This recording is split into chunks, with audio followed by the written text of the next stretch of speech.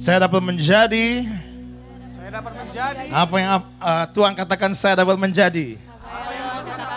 Amin. Saya dapat memiliki apa yang Alkitab katakan saya dapat memiliki. Dan saya dapat melakukan apa yang Alkitab katakan saya dapat melakukan. Saya menyatakannya. Saya mempercayainya. Dan saya menerimanya di dalam nama Yesus. Amin. Amin. Silakan duduk saudara, terima kasih semuanya. Mari kita masuk langsung kepada firman pada hari ini.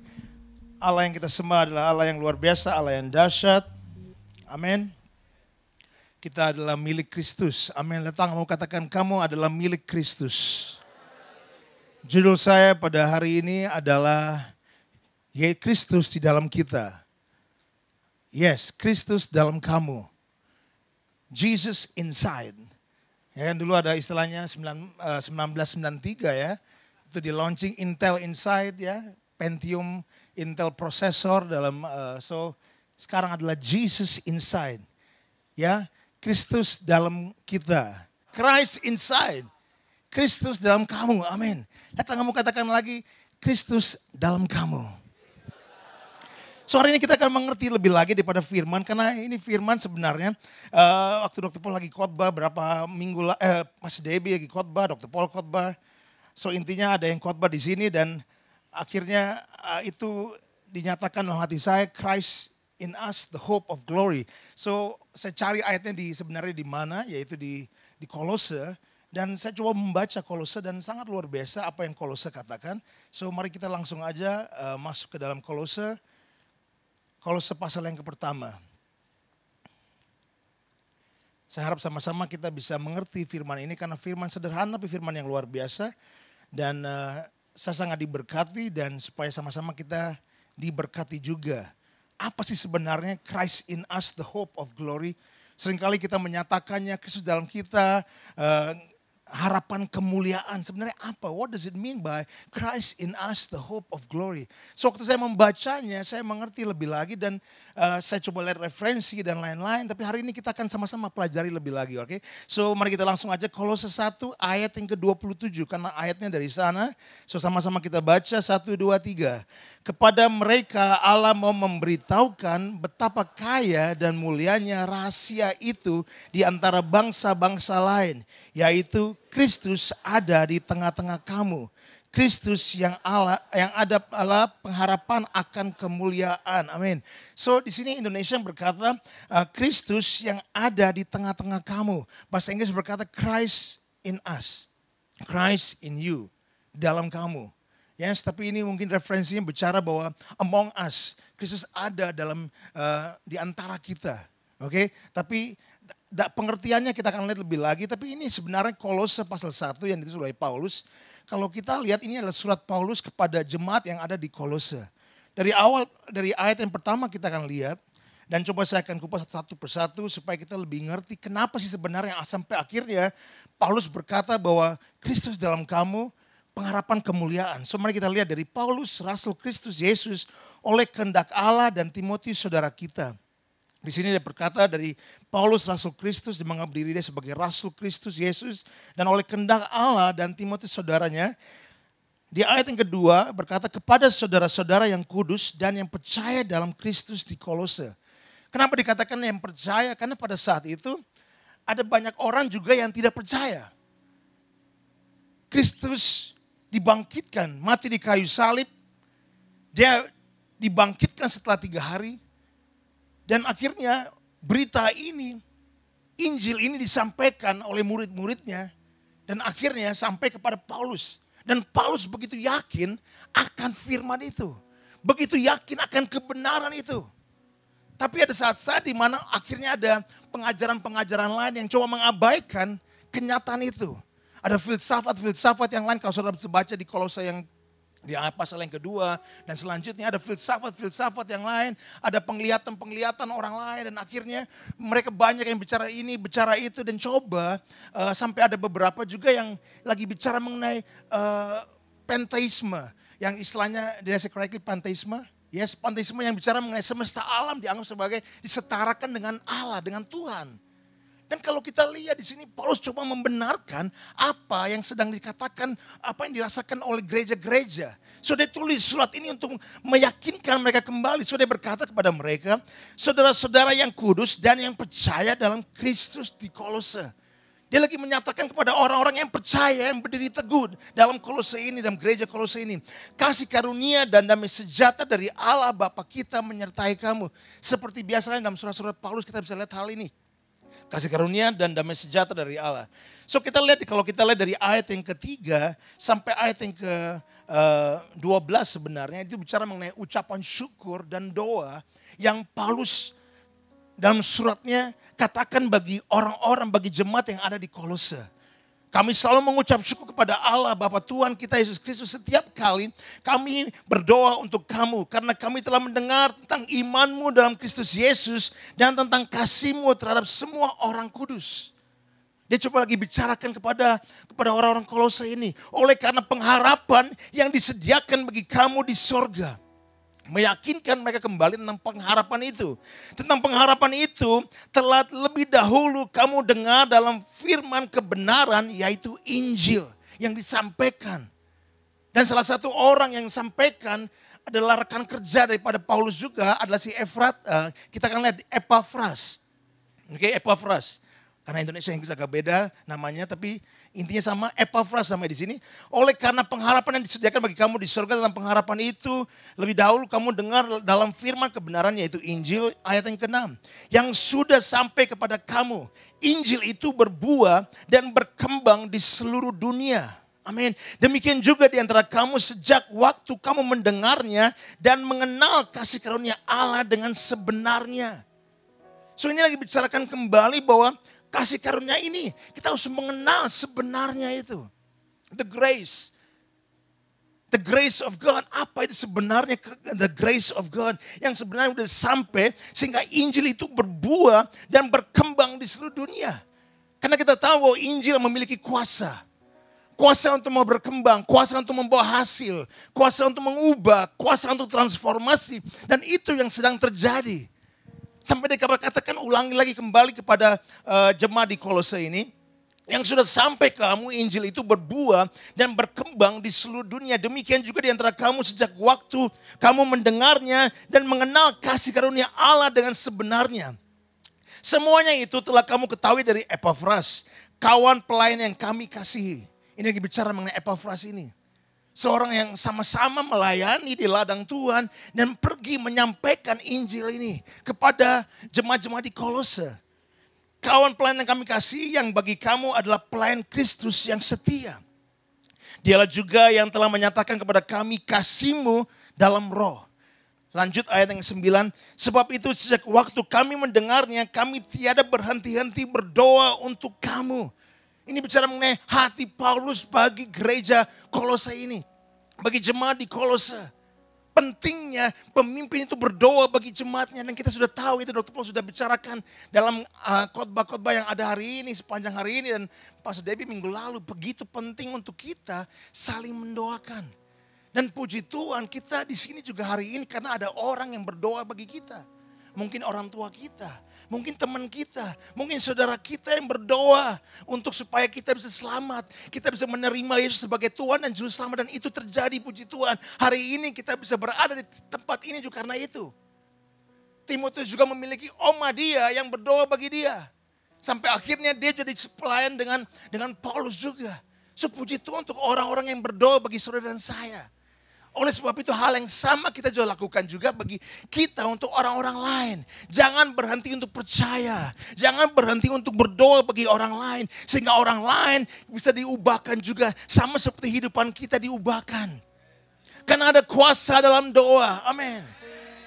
Ada kuasa dalam doa, amin. Doa, D-O-A didengar oleh Allah, amin, haleluya. So ada kuasa dalam doa. Waktu kita percaya, kita berdoa, kita yakinkan dalam apa yang kita doakan. Kita doa sesuai dengan firman Tuhan, itu didengar oleh Allah dan terjadi. Matius 7:7 berkata, kita minta, we ask and you shall receive. Kita minta maka kita akan menerima. Kita ketok pintu, pakai pintu akan dibukakan. Kita mencari, maka kita akan menemukan. Kenapa orang gak menerima? Karena dia gak minta. Kenapa orang gak menemukan? If you don't seek, kita gak bakal menemukan hal itu. Kita gak ketuk pintunya. Pintu itu gak bakal kebuka. Amin. So pentingnya untuk berdoa. Dan kita percaya pemimpin berdoa bagi kita. Amin. Kita percaya gembala kita berdoa bagi kita semua. Kita percaya pemimpin-pemimpin yang kita ada, pendeta-pendeta yang ada bagi gereja ini berdoa bagi kita semua. Dan begitu apa yang Paulus sedang berkata hal yang sama.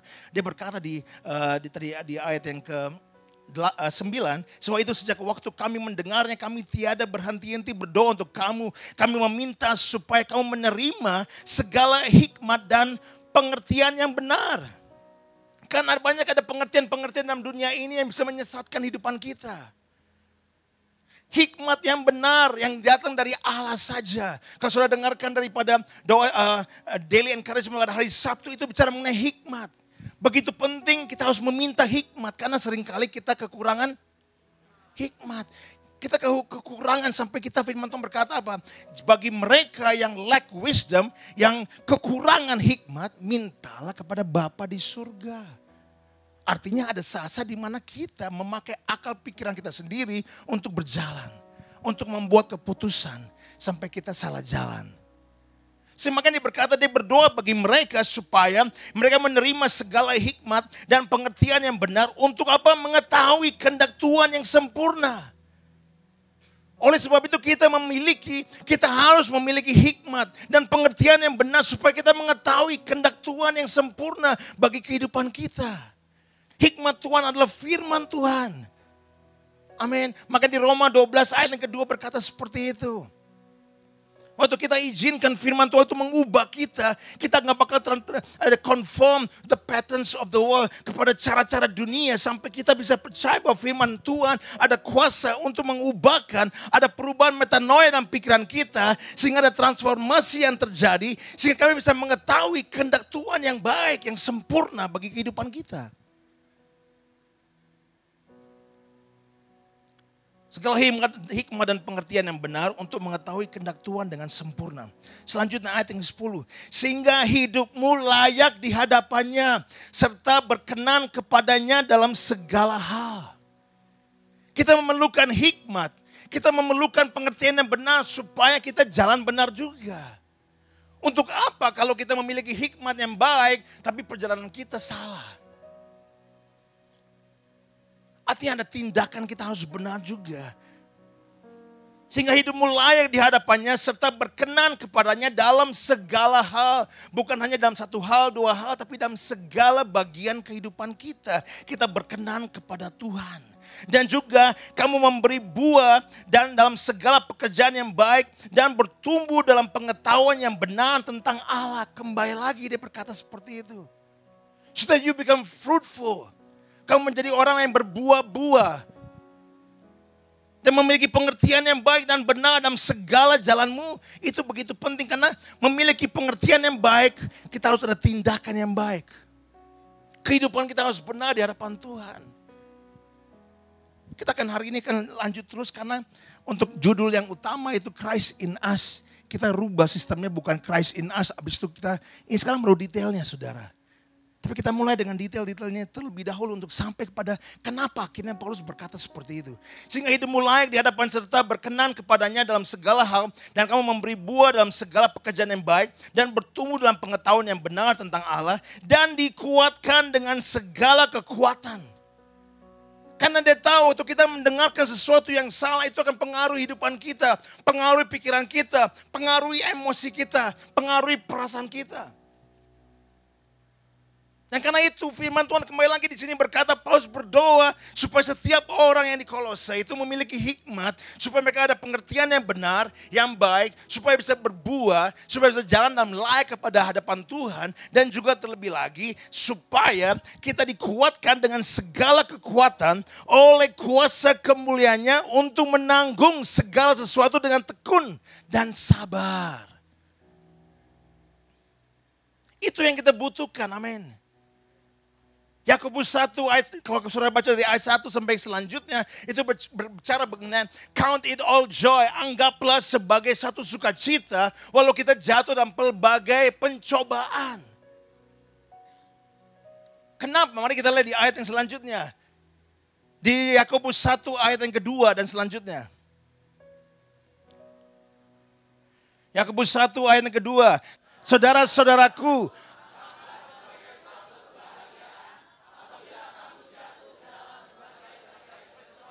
selanjutnya ayat yang ketiga.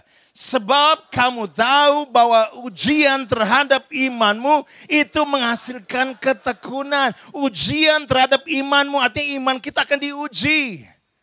Dan itu akan menghasilkan ketekunan. Ketekunan gak bakal dihasilkan kalau iman kita gak diuji. Ya clear ya. Kita lanjut lagi ke ayat 4. Dan biarkanlah ketekunan itu memperoleh buah yang matang supaya kamu menjadi sempurna dan utuh dan tak kekurangan suatu apapun. Amin. Sini berkata, biarkanlah tekunan itu artinya tetap tekun, tetap sabar, tetap percaya Tuhan, lewati segala sesuatunya. Karena inilah jemaat Kolose sama seperti jemaat damai sejahtera. Segala sesuatu yang kita lewati sama, saudara. Tapi di situ juga ada pemimpin-pemimpin yang selalu menyegarkan mereka, semangatkan mereka, berdoa bagi mereka. Sama seperti ada pemimpin-pemimpin di sini juga menasehatkan kita sepanjang hari ini. Kita sudah banyak nasihat, saudara. Lewati firman-Nya. Begitu penting untuk ada true repentance, pertobatan yang sungguh-sungguh. Bagaimana kita harus berjalan, mesti ada hasil, mesti ada perubahan dan segala sesuatunya. Sama seperti itu adalah nasihat-nasihat yang Paulus sedang bicara kepada gereja yang ada di Kolose atau jemaat yang ada di Kolose.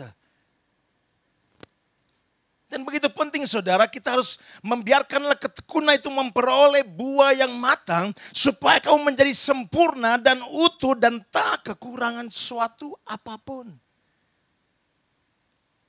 Maka di sini berkata kembali lagi di Kolose 1, di sini berkata, dan dikuatkan dengan segala kekuatan oleh kuasa kemuliaannya.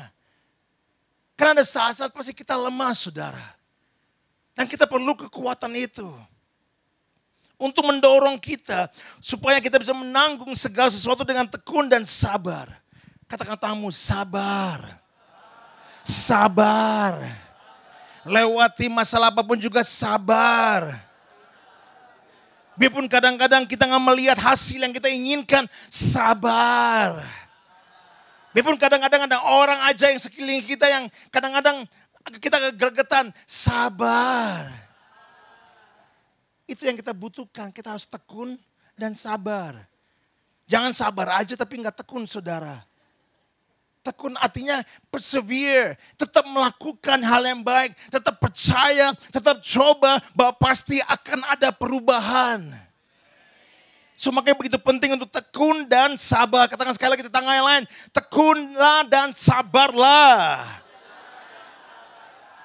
Tapi selanjutnya juga dia berkata, dan mengucap syukur. Jangan tekun dan sabar tapi ngomel-ngomel, saudara. Tapi mengeluh-mengeluh di hati, saudara. Tapi di sini berkata apa? Tekun dan sabar, dan ayat selanjutnya ayat yang ke-11. Dan mengucap syukur dengan sukacita kepada Bapa. Amin. Datang kamu katakan mengucap syukurlah. Sambil tekun dan sabar. Amin. Ibu kadang-kadang udah sampai ke sini, saudara. Tapi tetap sabar. Dan tekun, dan mengucap syukur. Penting ini pakai satu-satu keluarga, saudara. Saudara-saudara ini ada paket, saudara.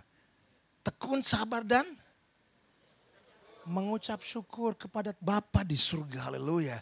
Yang melayakkan kamu untuk mendapatkan bagian dalam apa yang ditentukan untuk orang-orang kudus di dalam kerajaan terang.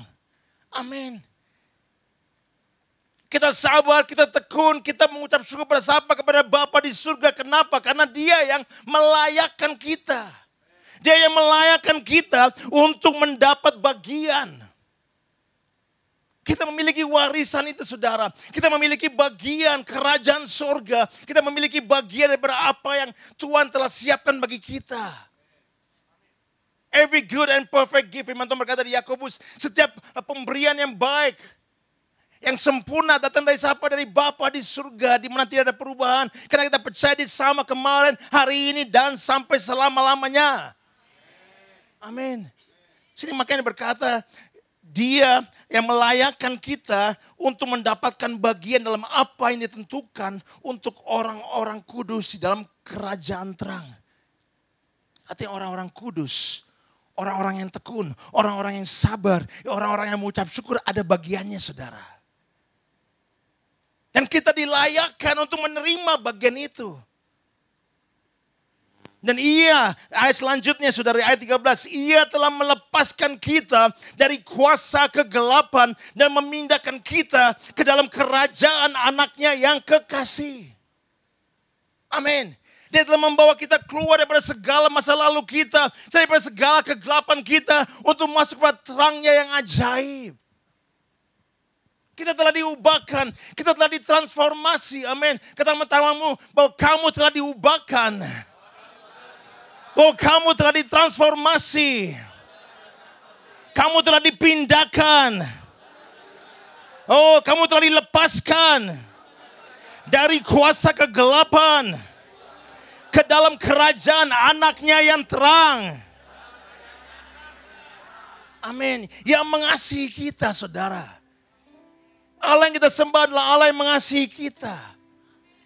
Selanjutnya saudara, di dalam Dia kita memiliki penebusan kita, yaitu pengampunan dosa. Dia mati di kayu salib untuk memberikan kepada kita pengampunan dosa kita. Dia telah menebus segalanya bagi kita, bagi saudara dan saya. Amin. Itu Allah yang kita sembah. Dan Paulus selanjutnya setelah dia sudah semangatkan orang-orang Kolose pada saat itu, dia lanjut. Dia bicarakan mengenai siapa itu Tuhan? Siapa itu Kristus yang mereka sembah? Karena dia ingin meyakinkan mereka semua bahwa kita sembah Allah yang hidup. Amin. Dan di sini berkata, keutamaan Kristus, ayat yang ke-15. Ia adalah gambar Allah yang tidak kelihatan, yang sulung, lebih utama dari segala yang diciptakan. Dia telah diciptakan sebelumnya. Dia adalah awal dan yang akhir. Amin. Itulah Kristus yang kita sembah. Dia adalah anak yang sulung, amin. Karena di dalam Dialah telah diciptakan segala sesuatu yang ada di sorga dan yang ada di bumi, yang kelihatan dan yang tidak kelihatan. Baik singgasana maupun kerajaan, baik pemerintah maupun penguasa, segala sesuatu itu diciptakan oleh Dia dan untuk Dia. Ini lagi bicarakan mengenai keagungan atau keutamaan Kristus, kepenuhan Kristus. Siapa itu Kristus? Siapa itu Allah yang kita sembah? Siapa itu Kristus yang diam di dalam kita? Kadang-kadang kita lupa siapa yang diam dalam kita, saudara. Selanjutnya di sini berkata, ia adalah terlebih dahulu dari segala sesuatu dan segala sesuatu ada dalam Dia. Selanjutnya ialah kepala tubuh, yaitu jemaat. Ialah yang sulung, yang pertama bangkit dari antara orang mati. Dia yakinkan kepada orang Kolose kembali lagi. Biarpun ada pengajaran-pengajaran yang lain, tapi yakinkan dirimu bahwa Dialah Yesus yang telah mati dan bangkit kembali. Yakinkan mereka, saudara, sehingga Ia yang lebih utama dalam segala sesuatu. Karena seluruh kepenuhan Allah berkenan diam di dalam Dia. Dan oleh Dialah Ia memperdamaikan segala sesuatu dengan dirinya. Rekonsiliasi terjadi, saudara. Penebusan terjadi, saudara. Karena Kristus. Baik yang ada di bumi maupun yang ada di sorga, sesudah Ia mengadakan perdamaian oleh darah salib Kristus. Kita ditebus oleh darah Kristus. Oleh darah yang mahal, saudara. Juga kamu yang dahulu hidup jauh dari Allah dan yang memusuhinya dalam hati dan pikiran seperti yang nyata dari perbuatanmu yang jahat. Sekarang diperdamaikannya di dalam tubuh jasmani Kristus oleh kematiannya untuk menempatkan kamu kudus dan tak bercela dan tak bercacat di hadapannya. Kembali lagi, saudara, Paulus meyakinkan mereka Menyemangatkan mereka. Dan meyakinkan siapa itu Kristus yang mereka sembah.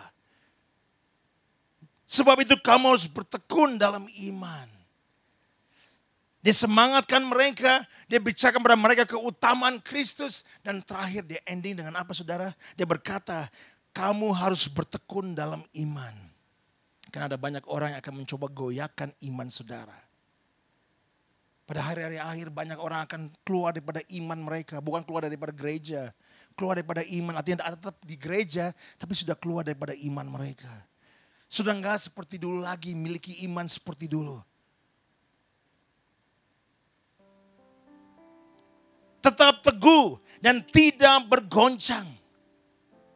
Katakan kepada tanganmu, tetap teguh dan tidak bergoncang. Amin. Karena ada banyak hal yang akan coba menggoncangkan kita. Firman Tuhan berkata di Matius, rumah yang dibangun di atas pasir pasti akan digoyahkan, pasti akan rubuh. Tapi rumah yang dibangun di atas batu karang yang teguh, walaupun ada angin, walaupun ada hujan, tapi kita adalah firm foundation. Karena Kristus adalah firm foundation kita, saudara. Kita tetap akan berhasil. Walaupun orang keluar dan masuk, kita tetap akan berhasil. Karena kita adalah firm foundation yang dibangun di atas dasar yang teguh. Yaitu Kristus Yesus yang kita sembah. Jadi berkata jangan mau digeser dari pengharapan Injil. Amin. Yang telah kamu dengar dan yang telah dikabarkan di seluruh alam di bawah langit. Dan yang aku ini Paulus telah menjadi pelayannya. Sekarang dari konsep yang dia sudah bicarakan. Semangatkan mereka. Dia sudah bicarakan mengenai keutamaan Kristus yang kita harus miliki dalam kehidupan kita semua. Dia sudah berkata, ayo jangan izinkan hal-hal yang lain untuk menggoncangkan iman kamu. Dan berkata bahwa dan akhirnya dia memberi contoh akan kehidupan dia.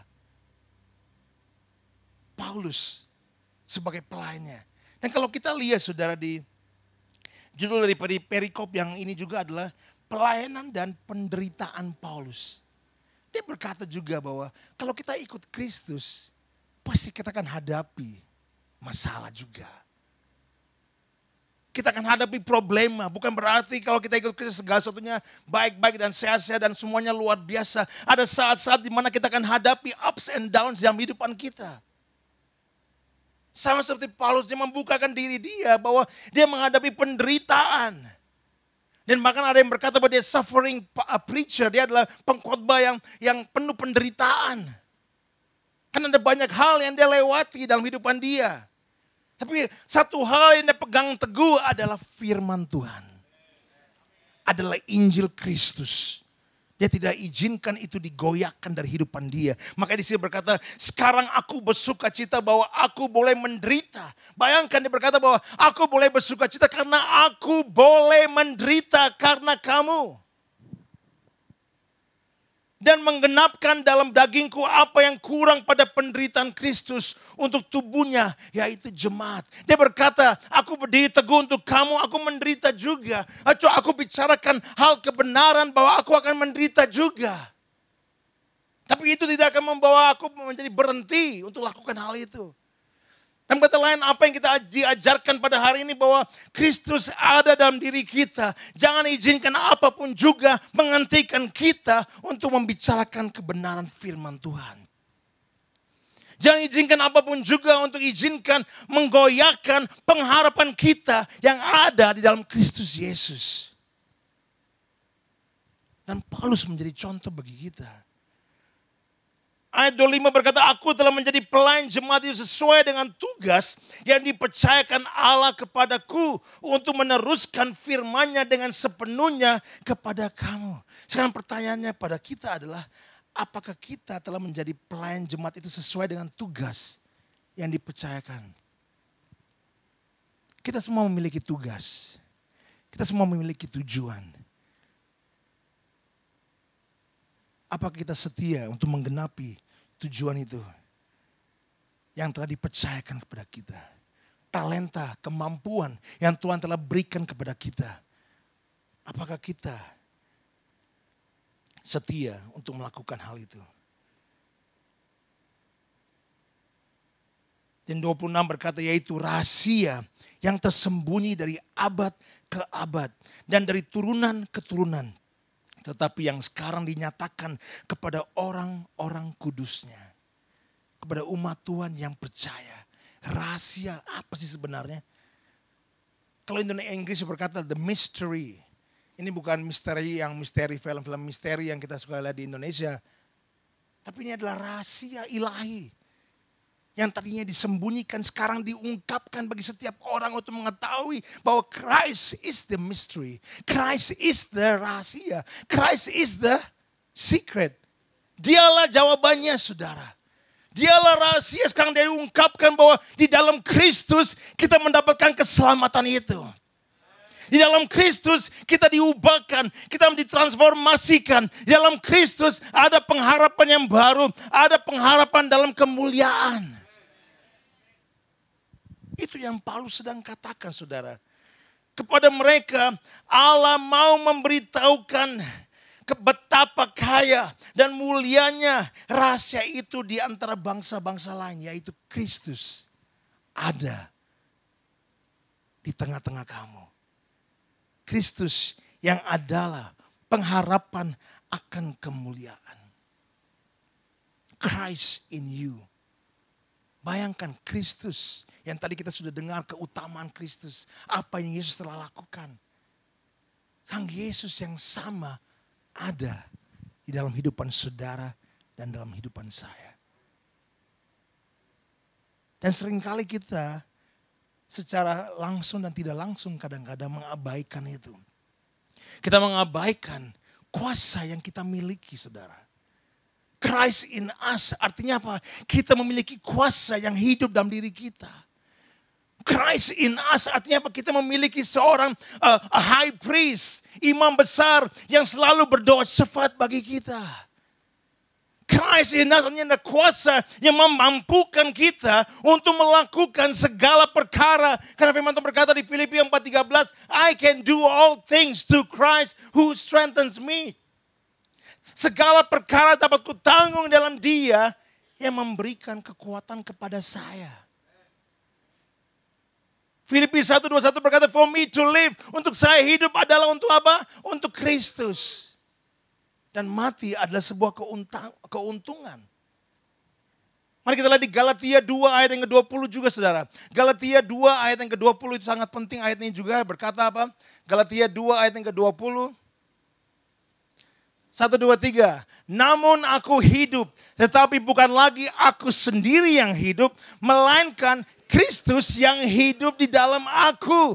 Dan hidupku yang kuhidupi sekarang di dalam daging adalah hidup oleh iman dalam anak Allah yang telah mengasihi aku dan menyerahkan dirinya untuk aku. Itu yang Paulus sedang bicarakan kepada mereka. Kamu masih baru, dia berkata kepada jemaat yang di Kolose. Kamu sudah mendengarkan banyak isu-isu, banyak orang mengatakan bahwa kebenaran yang kamu miliki itu kebohongan. Jangan percaya itu. Dan akhirnya apa yang kepercayaan mereka ditambahkan dengan panteisme, ditambahkan dengan filsafat-filsafat, sampai mereka coba digoyahkan. Sampai akhirnya mereka gak percaya lagi kepada kebenaran apa yang dikatakan bahwa Kristus telah bangkit. Tapi Paulus meyakinkan mereka, jangan digoyahkan dalam pengharapanmu. Jangan digoyahkan dalam imanmu. Tetap teguh dan tetap sabar, percaya. Karena apa yang dilakukan Kristus dalam kamu tidak sia-sia. Itulah semangat yang Paulus sedang katakan kepada jemaat di Kolose. Dan itu yang sama, saudara, yang sedang dikatakan pada hari ini dalam jemaat di GB Damai Sejahtera. Tetap teguh, saudara. Tetap sabar. Tetap tekun untuk melakukan apa yang Tuhan telah katakan untuk kamu lakukan. Hidup dalam kebenaran firman Tuhan itu. Jangan izinkan apapun juga menggoyahkan pengharapanmu dalam Kristus. Karena begitu besar, saudara. Ada kuasanya. Kemuliaannya yang telah disiapkan bagi setiap orang yang berdiri teguh sampai pada akhirnya. Yaitu kemuliaan di sorga nantinya, saudara. Bersama dengan Bapa kita di sorga. Yang Tuhan Yesus pergi untuk siapkan tempat bagi saudara dan saya. Di mana kita dipenuhi dengan seluruh kemuliaan. The hope of glory. Christ in us. Christ in us juga artinya Christ dalam tetangga kita. Kalau kita mengerti Christ in us atau Kristus dalam diri kita akan menjaga cara kita meresponi kepada orang lain. Kita akan jaga bagaimana kita bersikap dan sifat kita kepada kehidupan orang lain. Kita gak bakal mengucilkan, kita gak bakal ajak berantem atau kita gak bakal ribut dengan orang-orang lain. Apalagi orang-orang yang tahu kebenaran, yang tahu bahwa Kristus hidup juga dalam diri mereka. Kita akan jaga diri kita. Kita akan jaga perkataan kita. Kita akan jaga tindakan kita. Kita akan hidup dalam satu kesatuan. Itu pentingnya Christ in us. The hope of glory. Karena kita tahu Christ in us, kita percaya God is able to do far more exceedingly. Tuhan sanggup sekarang bagi dialah yang sanggup melakukan jauh lebih besar daripada apa yang kita pikirkan atau bayangkan. Sesuai dengan kuasa yang bekerja dalam diri saudara dan saya. Efesus 3 ayat 20 berkata seperti itu saudara. Ada kuasa yang bekerja. Itu akan merubah cara kita memandang situasi. Itu akan merubah cara kita deal dengan orang-orang lain. Kita akan hidup selalu menjadi satu. Makanya tadi kita dengarkan mengenai corporate fasting. Bagaimana kita menjadi satu lewat puasa. Lewat doa. Dan mari kita ngerti semuanya ini supaya kita menjadi apa saudara, kita lihat selanjutnya.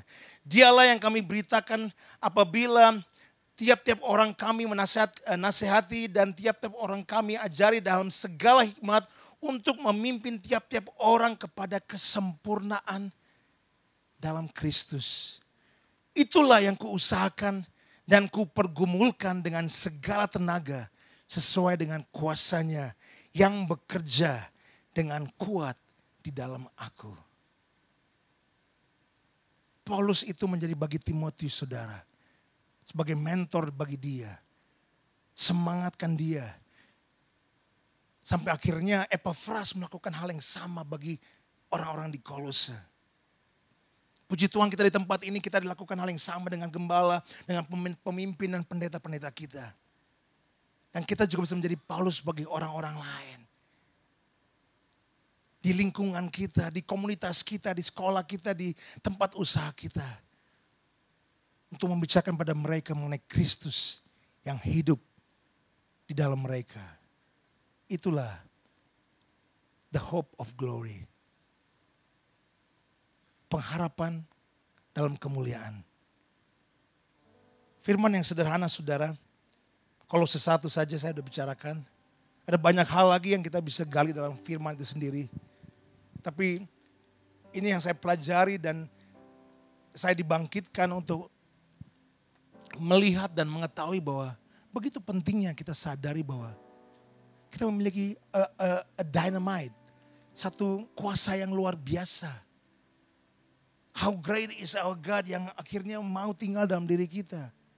Menjadikan bukan hanya vegetation tapi habitation dalam kehidupan kita. Bukannya dikunjungi, tapi sering dikunjungi akhirnya menjadikan satu rumah dalam diri kita. So marilah kita diubahkan karena Kristus ada dalam diri kita. Amin. Dan ada pengharapan yang baru dalam kemuliaan di sorga nanti. Amin. Dan bila kita masuk dalam itu tetap tekun dan sabar sampai pada akhirnya. Mari kita berdoa. Bapa di surga, Hamba-Mu telah selesai bicara, tapi Roh Kudus Engkau Tuhan, lanjut terus dan berbicaralah kepada hati kami.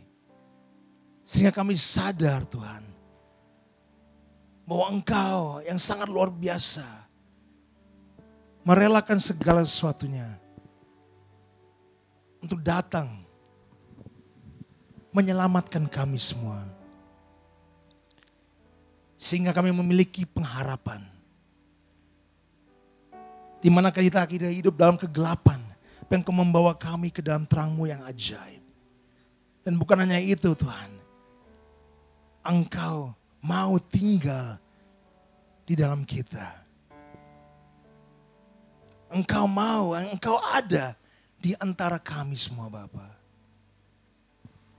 Dan Engkau adalah pengharapan akan kemuliaan. Satu hari nanti Bapa, kami akan bertemu face to face dengan Engkau dalam penuh kemuliaan. Ajarilah kami untuk tetap tekun, tetap sabar, melewati segala sesuatunya dengan penuh ucapan syukur. Berlari terus dalam perlombaan kami. Lewati segala sesuatunya. Tidak kendor dalam iman kami. Tidak melepaskan iman atau pengharapan kami. Oh, tetap tekun sampai pada akhirnya. Izinkan buah itu matang dalam hidupan kami. Karena ada Engkau dalam diri kami. Kami pasti bisa. Karena Engkau hidup dalam diri kami. Makanya ada kehidupan yang kami bisa lewati. Ada sukacita yang baru Tuhan. Yang melenyapkan segala kekhawatiran. Yang melenyapkan segala stres atau kekhawatiran yang kita hadapi Bapa. Ketakutan yang kami hadapi. Tapi Engkau memberikan kelegaan. Bahkan firman-Mu berkata, datanglah kepadaku. Come to me and I will give you rest. Dan bagi mereka pada saat ini Tuhan yang sedang berbeban berat. Engkau berkata Tuhan datanglah. Dan terimalah kelegaan itu. Kami terima kelegaan itu pada saat ini. Di dalam nama Engkau Yesus. Karena kuk Engkau ringan Bapa. Ajari kami terus. Sampai pada akhirnya. Terima kasih Bapa. Kami serahkan hidupan kami sepenuhnya dalam tangan Engkau. Ambil alih. Di dalam nama Yesus kami berdoa. Dan setiap umat Tuhan yang percaya berkata, Amin.